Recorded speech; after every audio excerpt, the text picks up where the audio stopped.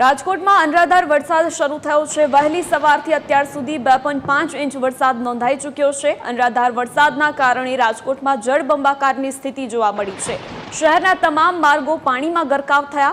રાજકોટના લોકમેળા સહિત ખાનગી મેળા વરસાદથી ધોવાયા છે। 150 ફૂટ રિંગ રોડ મવડી ચોકડી તો વિસ્તારમાં પાણી ભરાયા છે। રામાપીર ચોકડી કોઠારિયા રોડ સહિતના વિસ્તારો પાણીમાં ગરકાવ થયા છે તો શહેરમાં જળબંબાકારની સ્થિતિ હાલ જોવા મળી રહી છે।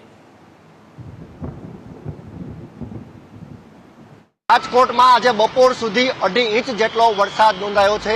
હું તમને રાજકોટના દ્રશ્ય બતાવી રહ્યો છું। તે રાજકોટના રામાપીર ચોકડી વિસ્તારના દ્રશ્ય છે, જ્યાં ગોઠણરૂપ પાણી ભરાયા છે, જેને પગલે વાહન ચાલકોને ભારે હાલાકીનો સામનો કરવો પડી રહ્યો છે।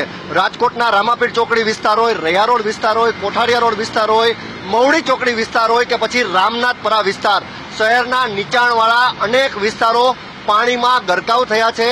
હાલ રાજકોટમાં અત્યારે અનરાધાર વરસાદ બપોરના સમયે પણ વરસી રહ્યો છે। અનરાધાર વરસાદને પગલે રાજકોટમાં જળબંબાકાર જેવી સ્થિતિ સર્જાઈ છે। ખાસ કરીને નીચાણવાળા જેટલા વિસ્તારો છે તે વિસ્તારોના મકાનોમાં પણ પાણી ઘૂસી ગયા છે। રાજકોટમાં એક ખુશીના સમાચાર પણ છે કે સિઝનમાં વરસાદ જ ખૂબ જ ઓછો પડ્યો છે અને આજે આ સાતમના તહેવાર નિમિત્તે વરસાદ મન મૂકીને રાજકોટમાં વરસી રહ્યો છે। રાજકોટના તમામ ડેમની વાત કરવામાં આવે તો ઉપરવાસમાં વરસાદને કારણે ડેમોમાં પણ જળાશયોમાં નવા નીરની આવક થઈ છે। રાજકોટ શહેરના છેવાડાના વિસ્તાર એટલે કે ગ્રામ્ય વિસ્તારોમાં પણ આજે વહેલી સવારથી વરસાદ વરસી રહ્યો છે।